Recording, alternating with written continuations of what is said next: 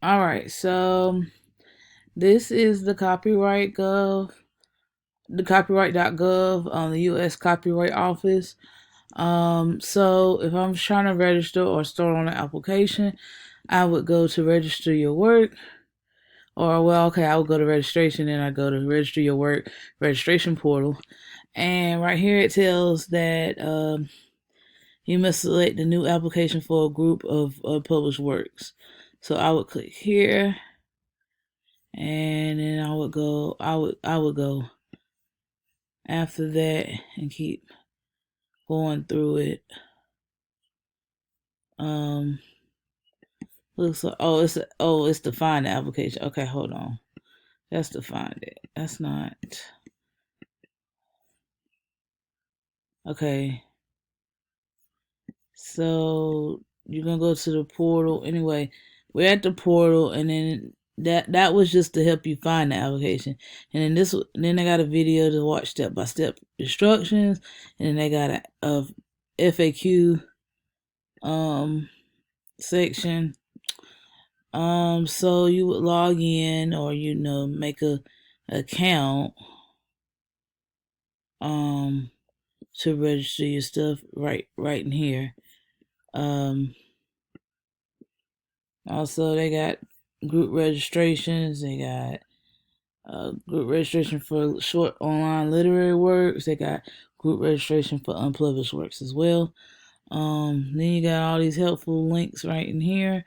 But I think this is where you go to begin an application, especially if you hadn't had one before. Um, yeah, see, you would start right here. Or if you're a new user, hold on, let me see if I can click it over here. Okay, so right in here, if you're a new user, you click to register, and then after that, you can submit. And press OK. So then after that, you can submit and start on registering your work. So that's one thing. The second thing requested for this video journal is, what are the eligibility requirements for a single application? All right, let's see. If I'm gonna look for the answer to this question, I'm probably gonna look during registration again.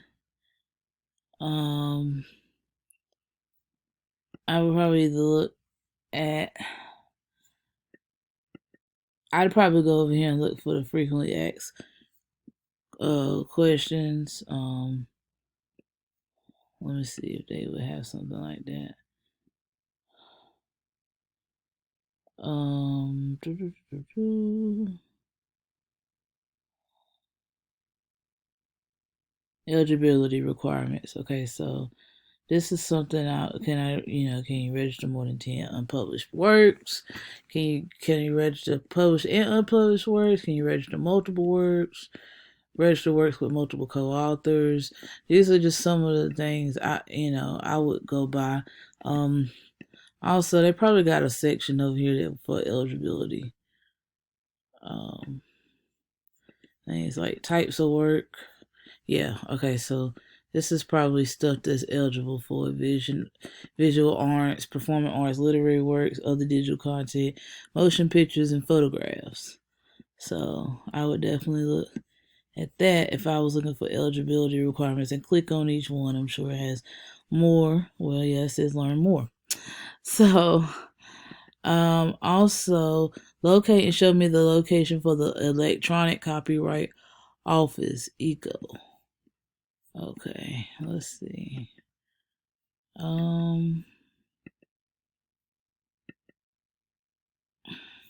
Online registration help. Okay, so this is like ECO.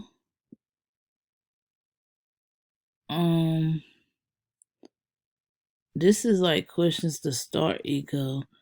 I think this is probably. I still think this has something to do with this because log into the electronic copyright system. Okay, so this is ECO. So where I was at the beginning is ECO. Welcome to the electronic copyright office. So I'm right in here as well.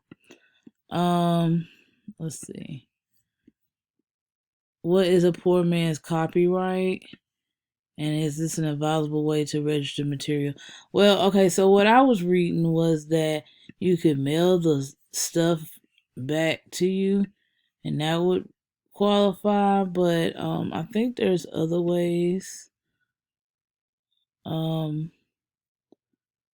to do. I remember hearing about it in the video that we had to watch on LinkedIn, but I'm not remembering, but let's look it up.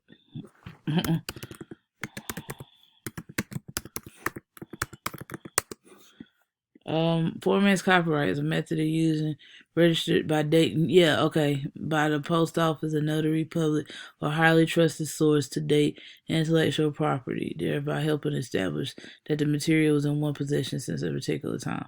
So yeah, I used to write music, so I don't write as much as I used to, but a guy told me, someone that was very dear to me before he passed away, that I should start sending the mail, putting the, like writing the music down, which I already do, and sending it back to myself. He said that's the way you could copyright it. He said, I know you don't have a lot of money to, register your songs through US copyright, but that's a way that people would learn to copyright their music or copyright any work, tangible work. So yeah, that's a poor man's copyright. But as I seen yesterday on the test and everything, it doesn't have the same protections as if you would go through the U.S. Copyright Office. So it's not an advisable way to register your materials. The advisable way is to go through the U.S. Copyright Office, but if you don't have that kind of money, poor man's copyright can help. How is the licensing division organized? Okay, let's see if we can find that. So we're done with poor man's copyright. Let's see the licensing division.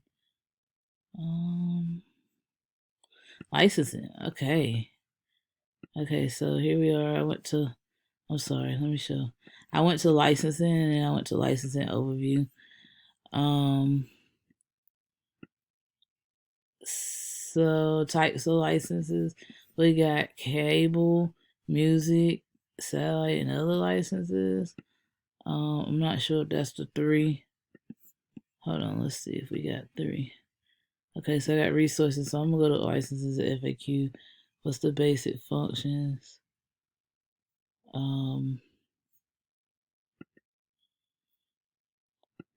So I think it's cable. What was this? Cable, satellite, and something else. Maybe that's not it.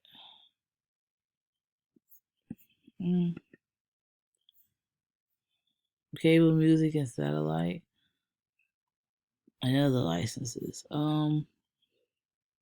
Yeah, I think those are the 3.